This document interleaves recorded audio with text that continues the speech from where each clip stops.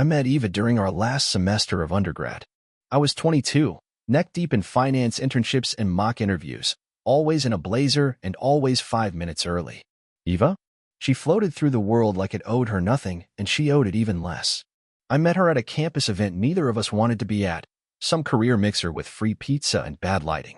She made fun of the pizza, I made fun of the event, and by the end of the night we were sitting on a bench outside the hall talking like we'd known each other for years. We started dating soon after. It wasn't one of those whirlwind flings that burn out fast. Ours grew slow and steady, like it was always meant to last. She was studying early childhood education and had this calm patience I admired. I was always the planner, the calculator. She made me loosen up. I made her more focused. We joked that we were perfectly lopsided, each of us bringing what the other lacked. We got married 3 years later in a small ceremony at her grandparents' lake house. The sky stayed blue the entire day. She wore a plain dress and barefoot sandals, and I remember thinking she looked like she had walked straight out of a dream I didn't know I'd had. My older brother was my best man, and I remember him nudging me as Eva walked down the aisle and whispering, "You really pulled this off, huh?" I laughed because I knew exactly what he meant. Fast forward to today, we live in a quiet neighborhood about 40 minutes outside the city. I work in corporate banking, mostly in risk assessment. It's not glamorous, but it pays well, and I actually enjoy it. Eva teaches kindergarten at a private school nearby. She's one of those teachers kids remember for the rest of their lives, warm, playful, firm when she needs to be. The kind of person who makes every kid feel like they matter. We have 2 boys, Caleb, 6, and Jonah, 4. They're pure chaos and pure joy rolled into 2 tiny bodies. Caleb is thoughtful and already asks complicated questions about space and time. Jonah is loud, wild, and sweet in equal measure. Eva is a phenomenal mom. She has this way of getting down to their level, making them laugh, listen, and feel safe all at once. We've been talking about having a third. It's not urgent, but we've both said it feels like someone's missing at the dinner table. Maybe a little girl this time, Eva says. I don't care either way. I just love the idea of watching our family grow. We're not flashy. We don't post much online, but what we have feels real. Solid. Built on a decade of shared mornings and tired evenings, silly inside jokes, and late-night talks about nothing. It's not perfect, but it's ours. And for the longest time, I thought that was enough. Our mornings are a quiet sort of chaos. I wake up first, usually around 6 a.m., even on weekends, occupational hazard, I guess. I make coffee, check my emails, and sit in the kitchen while the house is still wrapped in that early morning hush. About 20 minutes later, I hear tiny footsteps padding down the hallway. Jonah always wakes up first. He climbs into my lap with his stuffed dinosaur and rests his head on my chest without saying a word. I live for those moments. Eva wakes up around 6:30 or 7, depending on how many times she hits snooze. Her hair's always a little wild in the morning, and she squints at me like I've personally offended her by being awake and functional. Then she smiles. That smile is the best thing I see all day. We tag team the morning routine. She dresses the boys while I pack their lunches. I'm the one who can never find matching socks, so she usually takes over that part. Somehow, we get out the door in time. She drops the kids off at school on her way to work, and I head into the city. My job at the bank is demanding, but not soul-crushing. I've been there 8 years now, and I've climbed into a senior management role. It's stable, it's respected, and it provides well. That's always been important to me, giving my family a life that's secure, predictable. Eva teases me about being a spreadsheet guy, but she knows that's how I show love. I plan. I protect. I provide. Eva, on the other hand, is magic with people. She has a way of reading the room instantly, like she can sense what someone needs before they say a word. She's the favorite teacher in her school. Parents adore her. Kids cling to her legs like she's Mary Poppins. She's got patience I'll never have, and the emotional radar of a therapist. It's not something you can teach. She was just born that way. In the evenings, it's a full-blown family circus. Homework, dinner, wrestling matches between Caleb and Jonah, bath time negotiations. Eva does this thing where she turns everything into a game. Even cleaning up toys. The boys eat it up. After they're in bed, we usually collapse on the couch and decompress. Sometimes we talk. Sometimes we scroll side by side in silence. Sometimes we laugh until our stomachs hurt watching old sitcoms. It's not glamorous, but it feels like home. We host Sunday dinners once or twice a month. My parents, her mom, sometimes my brother Eric if he's around. The kids run wild in the backyard. Eva's a great cook. Her lasagna is legendary in the family. I usually man the grill. It's one of those routines that feels so normal you forget to notice it. But if I had to pick a snapshot of our life, those evenings would be it. We've built something real over the years. A rhythm, a routine, a life. That's what I keep coming back to. Because you don't build a house for a storm you think will never come. I've always believed that love shows up in the small things. Eva never let a birthday or anniversary pass without making it feel thoughtful and personal. Even if it was something as simple as handwritten notes in my work bag or my favorite lemon cake waiting when I got home. It wasn't grand gestures that made me feel lucky. It was the way she remembered the songs I hummed absent-mindedly, the way she knew when I needed quiet without asking for it. When we first got married, we started this tradition, writing little one-line, thank you notes to each other every Sunday night. Stuff like, thanks for doing bath duty all week, or thanks for putting up with my mom's drama at dinner. Sometimes it was funny, sometimes heartfelt. We'd stick them on the fridge. We stopped doing it sometime after Jonah was born, not intentionally. Life just got fuller. But the fridge is still covered in a few of those yellowed, curling notes. I can't bring myself to take them down. The boys are everything to us. When Caleb learned to ride his bike last summer, Eva cried. I don't think she expected to, but there she was, hands over her mouth, tearing up as he wobbled down the street yelling, I'm doing it. She called her mom afterward just to share the moment. Jonah's in that phase where everything is why. Sometimes annoying, always hilarious. I swear Eva has the patience of a saint with him. When I've had a long day at work, she'll take both boys out to the park for an hour just so I can sit on the porch with a cold drink and breathe. We're a unit. That's the best way to put it. We work like a team. Sure, we bicker about dumb stuff, how many kitchen appliances are too many, or whether the boys should have screen time after dinner, but it never lingers. We've always had a kind of shorthand with each other. A look across the room that says everything. A squeeze of the hand when words feel heavy. And honestly, one of my favorite things about our marriage is how we laugh. We really, truly laugh together. Eva has a sharp, dry sense of humor. She'll roast me for my terrible taste in action movies, and I'll call her out for playing the same Spotify playlist for the last 5 years. It's never mean. It's always us. If we could bottle that chemistry, we'd be millionaires. We've been talking more seriously about trying for a third child. Eva says she's not in a rush, she wants to get through the school year first, but there's something in her tone when she talks about it that makes me think she's already picturing it. Another little pair of feet running down the hallway. Another high chair at the kitchen table. We've both said the same thing. When we imagine our future, it always has 3 kids in it. It just feels right. I go to bed most nights thinking I'm the luckiest man alive. A beautiful wife, 2 healthy boys, a home that feels full and warm. That's what life is about, right? At least, I thought it was.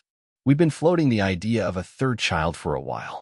Nothing serious, nothing planned, just casual conversations here and there, late at night, when the boys were asleep, or when we passed a couple at the park with a newborn.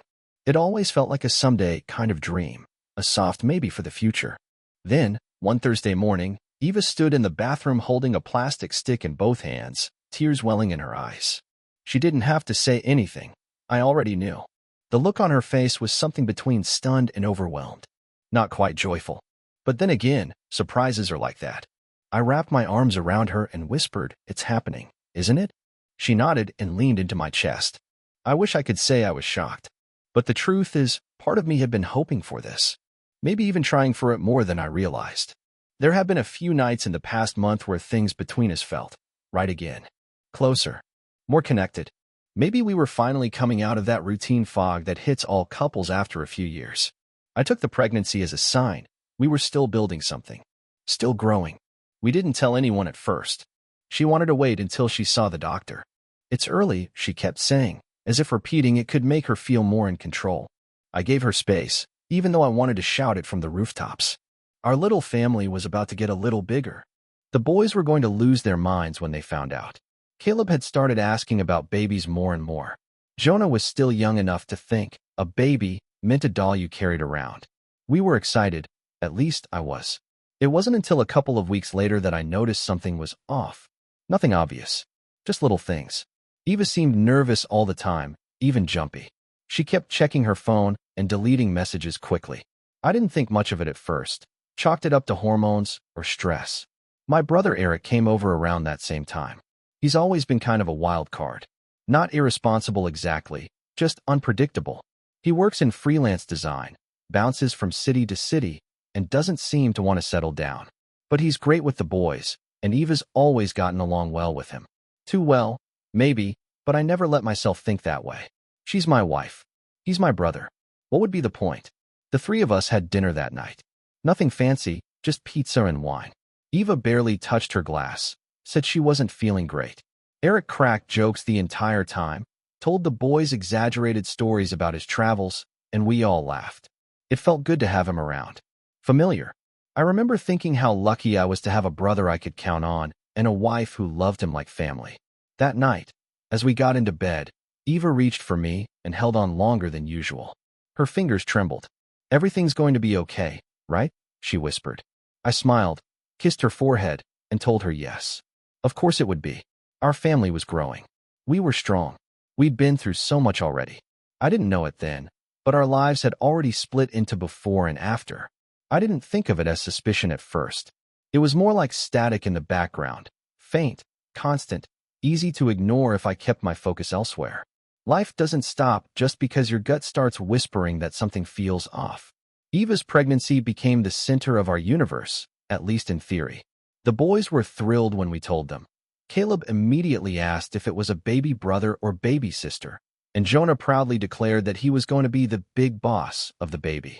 We laughed, we hugged, we took pictures of the test strip like it was a piece of art. But Eva's smile looked a little too polished, like something she was putting on. She said all the right things. She talked about colors for the nursery. She mentioned getting a minivan. But every now and then, her eyes would drift somewhere I couldn't follow, and her voice would trail off mid-sentence. She was distracted. It wasn't new. We were both tired, busy, overstretched, but it had a different texture this time. A little colder, a little more closed off.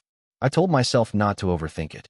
Hormones, exhaustion, maybe even some anxiety. She'd had a harder time with Jonah's pregnancy too. More emotional swings, more self-doubt. I chalked it up to that. But then came the calendar shifts. One Saturday, she told me she had a school development day. It wasn't unusual. Eva's job at the private school often came with weekend workshops or planning sessions. Still, when I offered to drive her, she waved me off quickly. "I'll just grab a ride from one of the other teachers," she said, already halfway out the door. She didn't even pack her usual lunch or binder. I noticed it, but I didn't say anything. What was there to say? Later that night, she came home with a bag of groceries, humming to herself, like everything was fine. And maybe it was. But something about the way she set the bag down, the way she didn't kiss me hello, just scratched at the back of my mind. There were other things, too. Subtle things. The way she kept locking her phone now, when before she never bothered. The way she stopped using the shared calendar app and started writing things down in a paper planner instead. I found it in the kitchen once, flipped it open out of habit, and saw several entries written in shorthand I didn't recognize. EL for PM. Check A's thing. None of it meant anything to me, and maybe it wasn't supposed to. I'm not a jealous man. Never have been. And I've never had a reason to be with Eva. She's beautiful, but she's never played games. We built our marriage on trust. That's what I keep reminding myself when the thoughts come in, when I catch her staring at nothing, or stepping out of the room to take a call that ends with a quiet, almost guilty-sounding laugh. I haven't said a word. I wouldn't even know how to start. What would I be accusing her of, anyway? Daydreaming? Being pregnant and tired and distracted? Maybe that's all it is. But still, when she turns to me in bed and lays her head on my chest, I can't help but feel the weight of something between us. Invisible, but heavy. And I can't tell if it's just in my head, or if it's already real. There's something strange about noticing the absence of things you never consciously appreciated before. I started realizing that the house was quieter lately. Not silent, exactly. We still had two wild boys tearing through the place most evenings, but there was something missing underneath it all. A softness. The kind of casual closeness that never needs to announce itself. Eva had become quieter, more measured. She wasn't cold, she still laughed at the boys' jokes, still asked how my day was. But something about her felt rehearsed. Like she was sticking to a script she didn't quite believe in anymore. At first, I blamed myself. Work had gotten intense over the last couple of months. I'd picked up a new account, and the hours were heavier than usual. I wondered if I'd been distant, if she was feeling neglected. I even apologized one night, unprompted. We were brushing our teeth side by side when I said, "Hey, I know I've been all spreadsheets and conference calls lately. I'm trying to get a better handle on it." She didn't look at me, just nodded, smiled with her mouth full of toothpaste, and said, "I know. You're doing your best." That should have reassured me. It didn't. What started bothering me more wasn't what Eva was doing. It was what she wasn't doing. She used to touch me without thinking. A hand on my shoulder when she passed behind me at the sink. A foot resting on mine while we watched a show. Small, unconscious gestures. They'd stopped, and not in a dramatic way. Just quietly vanished. I caught myself watching her more closely, even when I didn't mean to. Like during breakfast, when she'd sit there swirling her spoon in her cereal long after it was soggy, lost in her head. Or when she'd linger by the window while the boys played outside, her eyes following them, but not really seeing them. I told myself I was just being sensitive, maybe even paranoid. But once you notice something feels different, it's hard to unnotice it. Then one day, out of nowhere, she brought up my brother Eric. We were folding laundry on the bed, something we usually did while half watching something light on Netflix. The show was playing, but she wasn't really watching it. She held up one of Eric's old t-shirts. He'd left it behind on his last visit and said, "Has Eric been doing okay lately?" He didn't answer my last message. I glanced over. "What did you message him about?" She blinked like she hadn't expected the question. "Oh, I just sent him some pictures of the boys from the picnic. He always asks for them." He did. That checked out. Still, something about the way she said it rubbed me the wrong way. Not what she said, how carefully she said it. Like someone placing a fragile object down too gently. I dropped it, but the thought lingered. The next day, I checked my phone gallery. I had the same photos from that picnic. I hadn't sent them to anyone. Neither had she, as far as I could tell. I couldn't explain why that detail stuck in my brain, but it did. It wasn't a red flag, not even yellow. Just a weird little moment that felt too neat, too controlled. Eva's belly was starting to show. The third trimester was just around the corner. She seemed calmer now, more at peace, almost. I wanted to believe it was maternal contentment, that maybe she was just settling into the pregnancy and finding her rhythm again. But I also started wondering, what if she was calm because she knew exactly what was going on, and I didn't? They say your brain protects you from the things you're not ready to accept. Maybe that's true. Maybe that's why I kept telling myself that everything was fine, that Eva was just pregnant and tired and stressed. But by this point, I wasn't convincing even myself. I started noticing patterns. Not big dramatic ones, just quiet repetitions. Routines that used to feel natural now seemed too precise, too curated. Like she was moving through our life on autopilot with a smile just bright enough to stop questions before they started. She started going out more. Errands, mostly. Groceries. School supply runs. "I just need to get out of the house for a bit," she'd say. "Clear my head." Fair enough. Everyone needs a break sometimes. But it was always alone. No kids, no invites. If I offered to come along, she'd kiss my cheek and say, "It's fine, babe. You've been working all week. Rest." I began to notice that these outings had a rhythm, usually around the same days, the same time of day. Thursdays. Late afternoons. Never on the weekend. Once, she came back with a little shopping bag from a boutique I didn't recognize. I asked what she got. She shrugged. "Just a candle and a dress I probably won't wear." Then she changed the subject. That moment stuck with me longer than it should have. One night after the boys were asleep, we were watching something on TV. I don't even remember what it was. I wasn't really paying attention. Eva was curled up on the couch next to me, scrolling on her phone. I glanced over and saw her screen just long enough to catch a flash of what looked like a messaging app, something unfamiliar. The name at the top was just an initial. I didn't say anything. Not because I was trying to be respectful of her privacy, but because I didn't know how to ask without sounding like someone I didn't want to be. Later that night, when she went to shower, I sat on the edge of the bed trying to shake off the weird feeling. I told myself maybe it was a work thing, a group chat, a parent from the school. But that whisper in the back of my mind, the one that had been getting louder, wouldn't quiet down. I started to watch her more closely, not in a creepy or possessive way, just attentively. I started to realize how much effort she was putting into seeming relaxed, into seeming normal. And the more I saw it, the more unnatural it felt. It's a strange thing when the person you trust most in the world starts to feel like a stranger. There were moments when I'd catch her looking at me and wonder what was behind her eyes. Not malice, not guilt, even. Just distance. Like she was elsewhere. Like part of her had already left the room and forgotten to take her body with her. But I didn't confront her. I didn't snoop or accuse. That's not who we are, or at least who I believed we were. Instead, I just carried on. I held her hand when we walked to the OB appointment. I rubbed her back when she couldn't sleep. I kissed her growing belly and told the baby I couldn't wait to meet them. But deep down, something was beginning to shift in me too. I didn't know what was wrong yet, but I knew, whatever it was already here. I don't remember much about that morning. I know I was at work, half listening in a meeting while staring at a spreadsheet I'd built from scratch the night before. It was one of those long, slow days, the kind that usually drags you down with it. But not this time, because just before noon, my phone buzzed with a call from my cousin David, and when I picked up, everything I thought I knew about my life started unraveling. David's voice was calm but shaky, the way someone sounds when they're trying not to be the one to deliver bad news. "Hey man," he started, "are you sitting down?" It was such a cliché thing to say that I almost laughed, until I heard what came next. "I didn't know how to tell you this, but your brother's been staying at my place the last couple nights. Things got heated at your parents' place. He said he needed space." I asked, "Heated how?" already knowing I wouldn't like the answer. There was a long pause on the other end, then David finally said it. He told me he's leaving everything behind. Said he's in love with someone, and that he's going to be a father again. My stomach dropped. The math added up too fast. I couldn't breathe. "He said it's Eva," David added, voice barely above a whisper. "He said the baby isn't yours." I didn't speak. I couldn't. My whole body felt like it had been pulled underwater, numb, slow, suffocating. The rest of the office around me blurred. I stood up, walked to the nearest empty conference room, and locked the door behind me. Then I sat down and stared at the wall while the pieces rearranged themselves in my mind.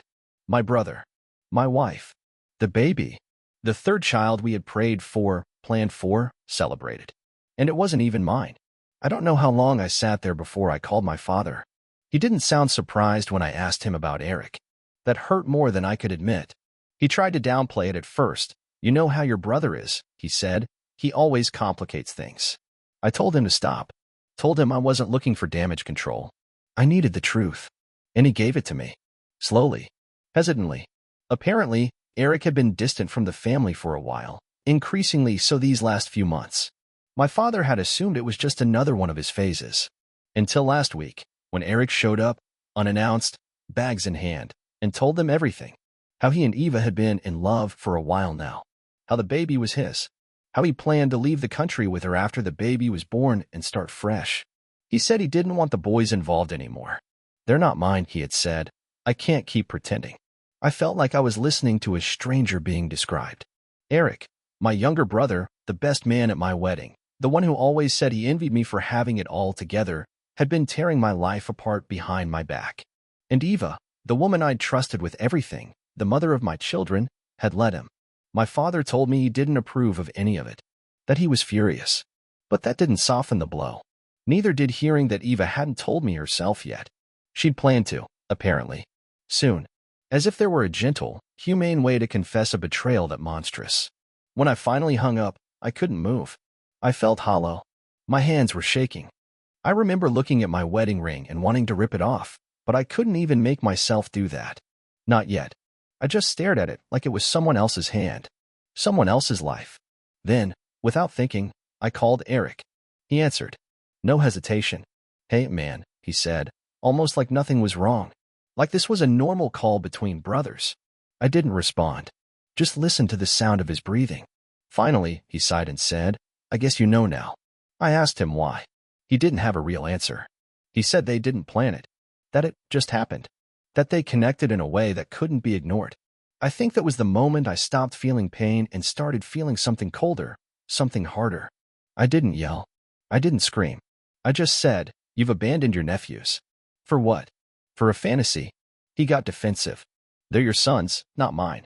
I can't fake being an uncle anymore when I'm in love with their mother." I almost dropped the phone. My ears rang. I couldn't believe I was hearing these words from him. From her. Then he said the part that broke me. "I never wanted to hurt you. But you had the perfect life, and I didn't. I just wanted something for myself." I hung up. I didn't go home that night. I couldn't. I couldn't face her, not with that look of blank sweetness she'd been wearing for weeks.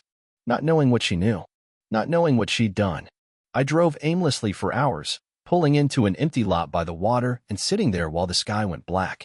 I thought of the boys. Of all the times Eva had told me we were so lucky. I thought of that last sonogram picture still pinned to our fridge. And I realized, everything I thought was mine had already been taken. I didn't go home for 2 days. I didn't answer Eva's calls. I didn't return my mother's messages. And when I finally did walk through that door, I wasn't the same man who had walked out of it last week. The shock was gone. The ache hadn't faded, but it had hardened. Grief had morphed into clarity, a kind of brutal focus. Eva was in the kitchen when I came in, her phone in her hand, eyes wide when she saw me. She opened her mouth to speak, but I held up a hand. "Don't," I said, voice flat. "Not now." She looked like she hadn't slept. Good.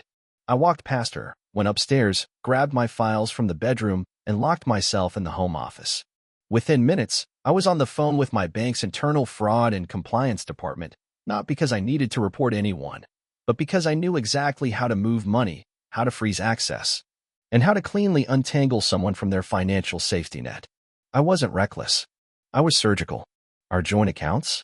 Emptied and closed. All credit cards in her name tied to my primary? Revoked. She still had access to a personal savings account I'd helped her open years ago. That, I left alone. Not because I cared, but because I wanted her to feel it when the real weight came down. Then came the family account, one that had quietly funded both my brother's freelance projects and my father's boutique business over the years. I didn't make a scene. I just logged in, reviewed the ledgers, and flipped the switch. Every shared investment, every corporate extension backed in my name cut. I sent out a mass notification to our private advisors and had every single asset restructured under my sole ownership, protected under the prenup Eva had insisted she didn't need to worry about when we first got married. By nightfall, my brother's design firm was frozen. My father's business accounts were locked. My wife's financial trail was evaporating under her feet, and I hadn't even spoken a word to any of them yet. The next morning, she tried. She came to me, eyes red, cheeks hollow, her hand reaching for mine. "Can we talk?" she asked. I looked at her, really looked, and felt nothing. Not anger, not pity, just a calm kind of detachment. I told her she had 3 days to pack her things. "You can stay with Eric," I added, my voice quiet. "Isn't that where this was heading anyway?" She tried to protest. "The boys. They're staying with me," I cut in. "You don't get to blow up this family and then pretend you care about keeping it together. You wanted freedom. Here it is." That night, I took back everything I ever gave her. The necklace from our 5th anniversary? Gone. The watch she wore every day, the one I surprised her with when she got promoted? Back in the box. Every framed photo, every gift I'd wrapped with hope and love, removed, piece by piece. I loaded them into a plastic bin and left it by the front door. The house was quieter after that. Even the boys sensed something had shifted, though I told them only what they needed to hear. "Mom is going to be living somewhere else for a while." Caleb cried. Jonah didn't understand. I held them both until they fell asleep, then sat on the edge of my bed and listened to the silence I had once feared. Now it felt like peace. My phone buzzed constantly over the next few days. My mother, my brother, my father's accountant, Eva's friends. People begging for explanations, for second chances, for understanding. I ignored them all. If they hadn't cared enough to warn me when it mattered, I had nothing to say to them now. Eric tried to reach out twice. The second time, he left a voicemail. "You're ruining everything. Don't do this to Dad. Don't do this to us." Us. As if we still belonged in the same sentence. Eva left the house without a scene. I think part of her thought I'd come to my senses. That I'd beg her to stay, maybe even offer forgiveness if she cried hard enough. But I didn't. I watched her walk out the door with her suitcase and told her the locks would be changed by nightfall. And they were. For the first time in months, I slept deeply. The house feels empty now, but clean. Like something poisoned has been flushed out. My boys are still here. My name is still mine. My dignity is intact. And what was stolen from me? I took it back. I didn't know what healing looked like until it started to happen. At first, I thought it would be loud. Some momentous, thunderclap-style revelation. But it wasn't like that. Healing came quietly in ordinary moments. Like waking up one morning and realizing I hadn't thought about Eva in hours. No bitterness, no images of her walking away with someone else's child inside her. Just space. Stillness. My own breath, steady in my chest. The boys kept me grounded. Mornings were still a whirlwind of cereal spills and sock hunts. Evenings were a mix of bedtime books, Lego avalanches, and whispered goodnights. I threw myself into being their anchor, not just because I had to, but because it gave me purpose. And purpose, I learned, is the bridge that gets you out of grief. I started going back to the gym. Nothing extreme, just enough to sweat. Enough to remember that I had a body that wasn't built only to absorb pain. I stopped checking Eva's socials, not out of discipline, but because I stopped caring what was there. I blocked Eric months ago. Not in anger. Just finality. My father reached out once. A stiff voicemail. He wanted to meet, like men, and clear the air. I never responded. I had no use for people who watched me drown and only offered silence. My mother, surprisingly, said little. Maybe because she knew. Or maybe because she didn't want to admit how much she'd overlooked. The house no longer felt haunted. I painted the master bedroom. Threw out the old sheets. Bought new curtains. Small things that felt like declarations. I live here now. Not us. Just me. I even hired a cleaner to come through and gut the place from top to bottom. A full reset. I wanted nothing lingering. And then came Leah. We met at the park. She was sitting on the bench next to mine, sipping coffee and trying to keep her dog from stealing a snack from a nearby toddler.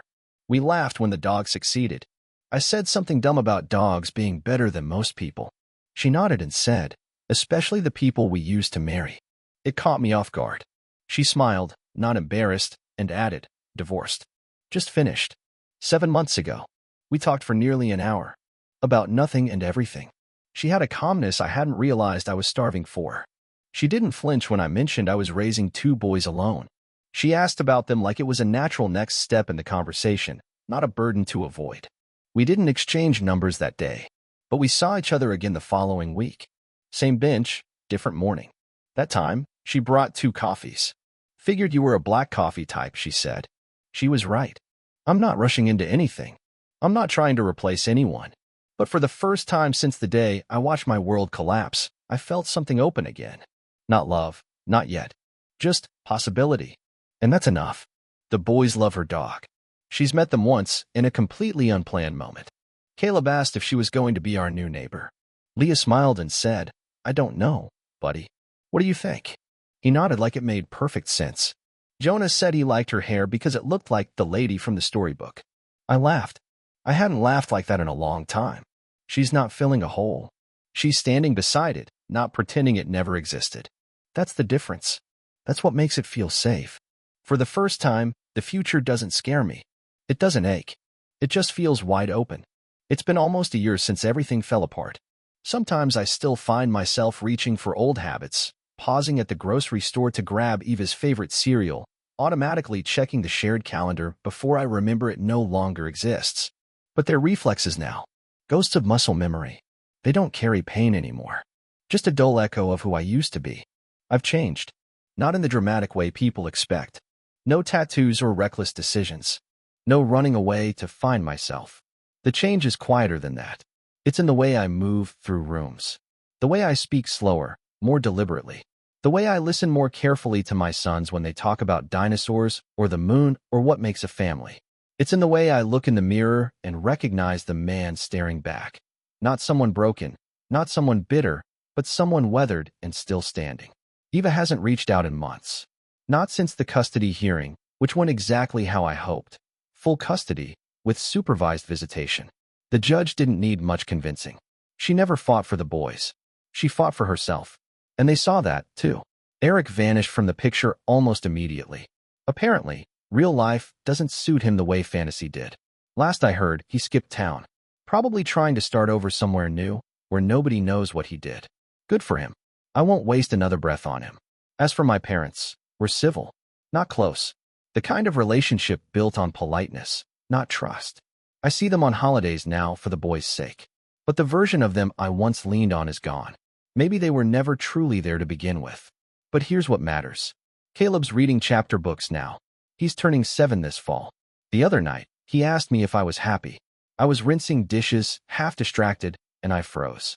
I looked down at him, this bright, serious little soul, and said the first honest thing that came to mind.